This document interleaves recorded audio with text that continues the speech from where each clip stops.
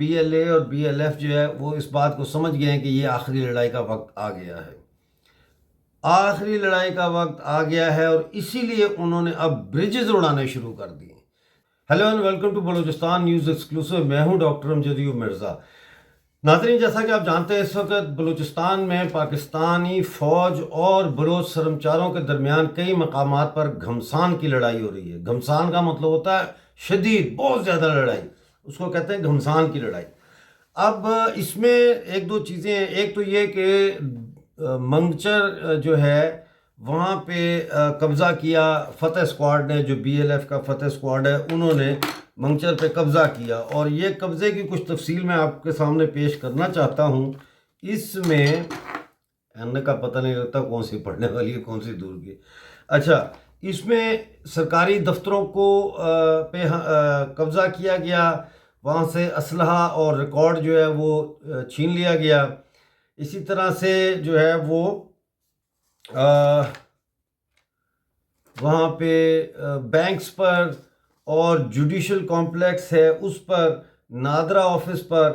وہاں پہ بھی قبضہ کر لیا، اور جتنے ڈاکومنٹس وغیرہ تھے یا جو بھی دستاویزات تھیں، کاغذات تھے، وہ ضبط کر لیے۔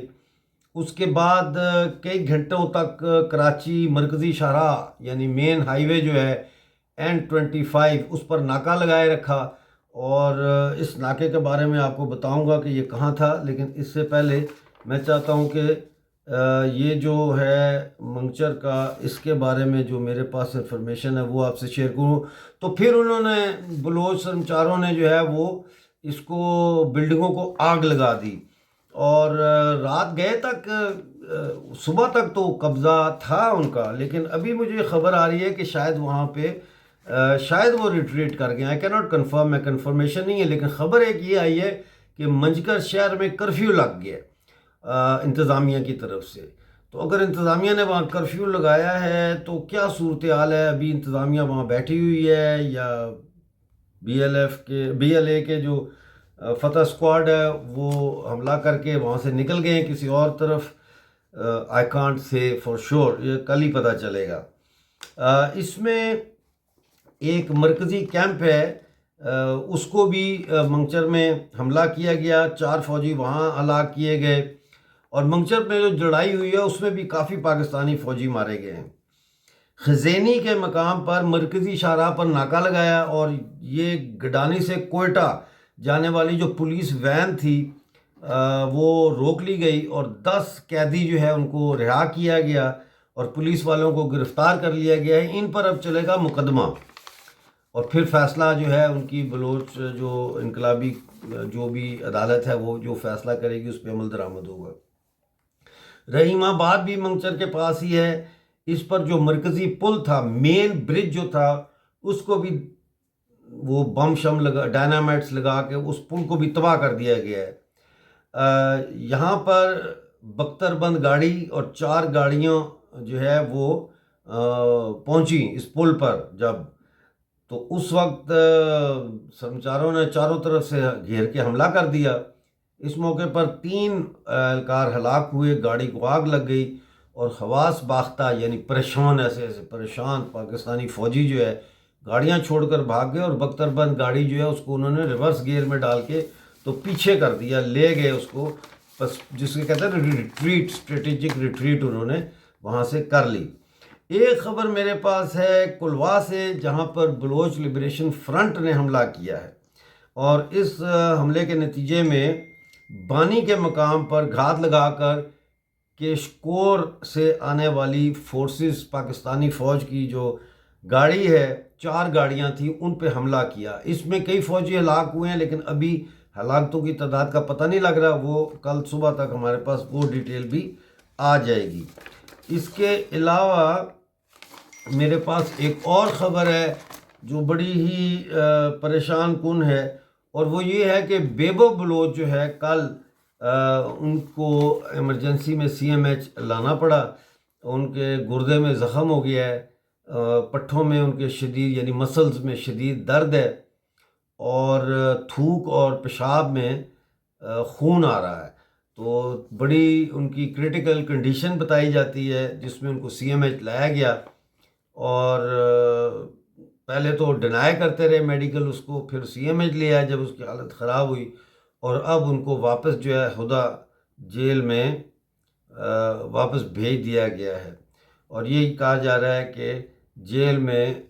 بہیمانہ تشدد ہوا ہے۔ اچھا، یہ خبر ابھی آ رہی ہے، تربت میں سرمچاروں نے، اب یہ نہیں پتا سرمچار ہیں یا نہیں ہیں، لیکن تربت میں مسلح افراد نے حبیب بینک لوٹ لیا، کروڑوں روپے کی نقدی لے گئے۔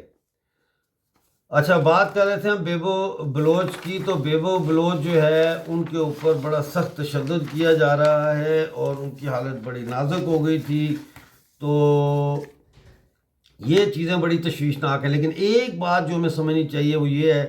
کہ لگتا یہ ہے کہ بی ایل اے اور بی ایل ایف جو ہے وہ اس بات کو سمجھ گئے ہیں کہ یہ آخری لڑائی کا وقت آ گیا ہے،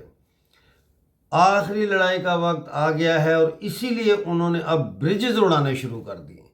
تاکہ یہ ایک علاقے سے دوسرے علاقے میں جو لینڈ کے ذریعے موبلٹی ہے ان کی، یہ ختم ہو جائے۔ کل شام سے ہی منجکر کے اوپر جو ہے وہ ہیلی کاپٹر جو ہوتے ہیں نا، جنگی ہیلی کاپٹر، وہ پرواز کر رہے تھے، تھوڑے تھوڑے وقفے سے دھماکوں کی آواز آ رہی تھی۔ تو میرا خیال ہے یہ وہ پیریڈ تھا جس وقت بی ایل اے کے سرمچار داخل ہوئے اور انہوں نے قبضہ شروع کیا۔ یہ سنتے ہی کہ بی ایل اے کے لوگ منجکر میں داخل ہو گئے، حالانکہ بھی وہ داخل نہیں ہوئے تھے، میری بات ہوئی ہے کسی سے، وہ مجھے کہہ رہے ہیں ڈاکٹر صاحب داخل ابھی ہوئے ہی نہیں تھے، تو انہوں نے پیچھے سے بھاگنا شروع کر دیا۔ تو وہ کہتا تھا 3 گھنٹے کے اندر اگر ایک شہر پر قبضہ کیا جا سکتا ہے تو اس سے آپ اندازہ لگائیں کہ ان کی کیا حالت ہے۔ یہ سچویشن اس وقت چل رہی ہے وہاں، جس کو ہم کہتے ہیں کہ بلوچستان، جگہ جگہ لڑائی ہے۔ ادھر اختر مینگل صاحب جو ہے انہوں نے بھی جواب دیا ہے، جو عاصم منیر نے کہا تھا کہ تمہاری 10 نسلیں بھی جو ہے وہ بلوچستان کو پاکستان سے علیحدہ نہیں کر سکتی،